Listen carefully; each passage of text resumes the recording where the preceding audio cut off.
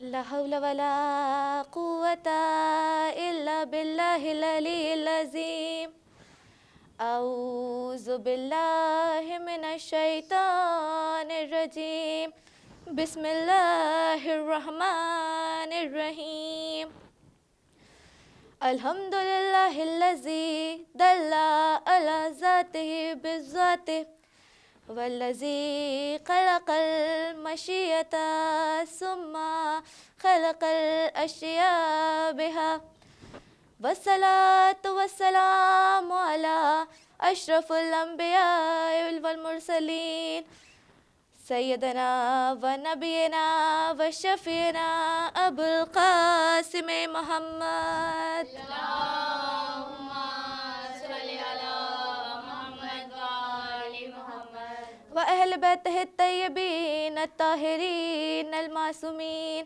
الذين أذهب الله عنهم الرجس وطهرهم تطهيرا اللهم صل على محمد وآل محمد ولعنة الله على أعدائهم أجمعين من الآن إلى قيام يوم الدين أما بعد فقد قال الله تبارك وتعالى في القرآن الكريم بسم الله الرحمن الرحیم. درود پڑھے محمد وآل محمد. اللهم صل على محمد وآل محمد.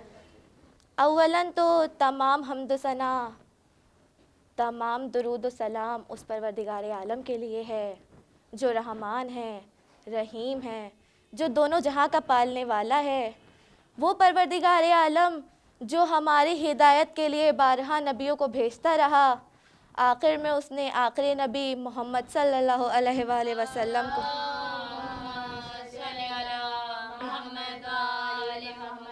دین مشکل میں تھا تو اس نے دین کے 12 مشکل کشا بنا دیے. دین ایمان تھا تو اس نے کل ایمان کو بھیجا. جتنا بھی محمد کا دین ہے اس کے خدا نے 12 سردار قرار دیے، اور اس 12 کی سرداری بھی خدا نے اس ایک ابو طالب کے بیٹے علی بن ابی طالب کو سونپ دی. لفظ سردار جس کے نام کے ساتھ جڑتا ہے اسے زبان شریعت میں علی بن ابی طالب کہا جاتا ہے. صلوات پڑھے محمد. اللهم صل على محمد وآل محمد. جتنے فضائل خدا نے میرے مولا علی کو عطا کیے اتنے وہ کسی کو عطا نہیں کر سکا. یہاں تک کہ میرے آخری نبی فرما رہے ہیں کہ یا علی، خدا نے 6 فضیلتیں خلق کی، اس میں سے 3 فضیلتیں مجھے عطا فرمائی اور 3 فضیلتیں تمہیں عطا فرمائی. لیکن جو 3 فضیلتیں مجھے عطا فرمائی اس کا سردار میں بھی ہوں، لیکن اس کا شریک تو بھی ہے. لیکن جو 3 فضیلتیں مجھے عطا فرمائی اس کا تجھے عطا فرمائی اس کا کوئی شریک نہیں ہے. مولا علی نے کہا یا نبی پہلے وہ 3 فضیلتیں بیان کیجئے جو آپ کے اندر بھی ہیں اور اس کا شریک میں بھی ہوں. تو رسول اللہ نے کہا کہ خدا نے مجھے کوثر عطا کیا تو ساقی کوثر تو. خدا نے مجھے علم دیا جس کا علم بردار تو. خدا نے مجھے جنت و جہنم کا سردار قرار دیا لیکن اس کا تقسیم کرنے والا تو. تو یہاں پر مامون رشید ہمارے 8ویں امام امام علی رضا علیہ السلام سے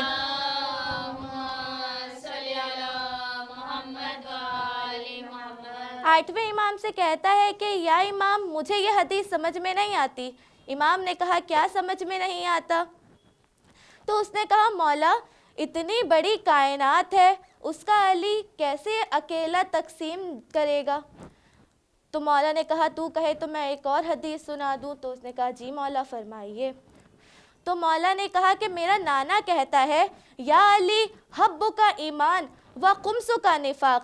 یا علی تم سے محبت کرنا ایمان ہے اور تم سے بغض رکھنا منافقت. تم سے محبت کرنا مومن کی نشانی ہے اور تم سے بغض کرنا منافقت کی نشانی ہے. صلوات پڑھے محمد و آل محمد.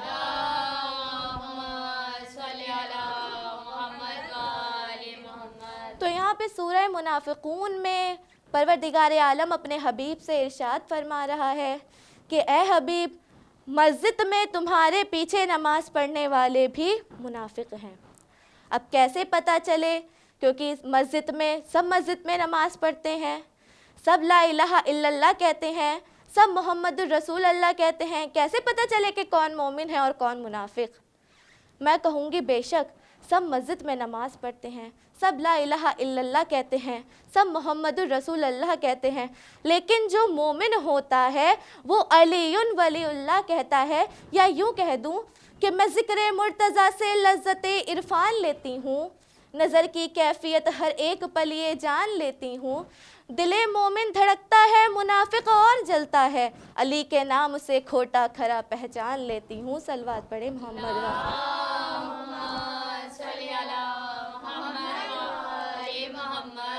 اب مولا علی نبی سے فرماتے ہیں کہ یا نبی اب وہ فضیلت بیان کیجئے جو میرے اندر ہیں۔ تو رسول اللہ نے کہا کہ خدا نے تمہیں حسن و حسین جیسے پسر عطا کیے، ایسے پسر جو نہ دنیا میں ہیں اور نہ تا قیامت تک ہوں گے۔ خدا نے تمہیں فاطمہ جیسی زوجہ عطا کری، ایسی زوجہ نہ ہے نہ تا قیامت تک ہوگی۔ کون فاطمہ ہے؟ کون فاطمہ؟ عصمت کا حصار فاطمہ، عفت کا حجاب فاطمہ، اللہ کی عظمت فاطمہ، مادر رسالت فاطمہ، مادر حسنین فاطمہ، سورہ کوثر کی تفسیر فاطمہ۔ یہ کون فاطمہ ہے؟ یہ کون فاطمہ ہے؟ جو خاتون جنت ہے، خاتون محشر ہے، جو راضیہ ہے، جو مرضیہ ہے، جو عالمہ غیر معاملہ ہے۔ کون فاطمہ؟ بنت نبی ام ابیہا فاطمہ، ہم گفتار و ہم رفتار نبی فاطمہ۔ کون نبی؟ جو رزق اول ہے، جو خلق اول ہے، جو خلق اول ہے، جو جسے قرآن میں کہیں طٰہٰ کہا، کہیں مزمل کہا، کہیں مدثر کہا، کہیں یاسین کہا، وہ نبی جس کی آمد پہ اپنی مسند چھوڑ کے کھڑا ہو اور اس کے ہاتھوں کا بوسہ لے، اسے زبان شریعت میں فاطمۃ الزہرا سلام اللہ علیہا کہا جاتا ہے۔ درود پڑھے محمد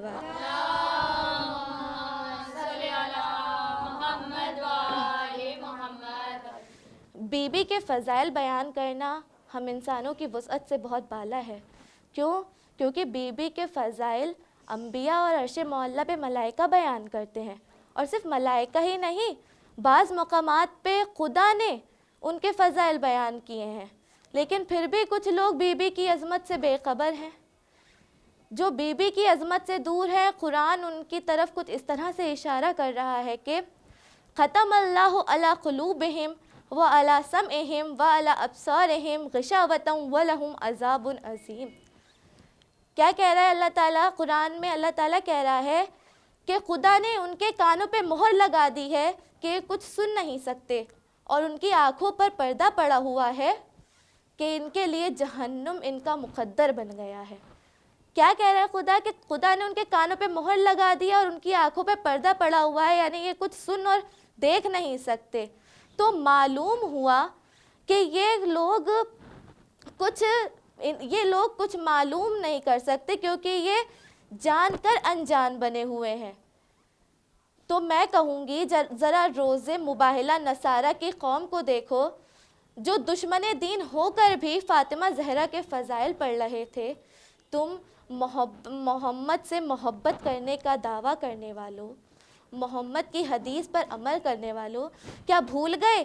کیا نبی نے نہیں فرمایا تھا فاطمہ بضعۃ منی، فاطمہ میرا ٹکڑا ہے، جس نے مجھے اذیت دی جس نے اسے اذیت دی اس نے مجھے اذیت دی؟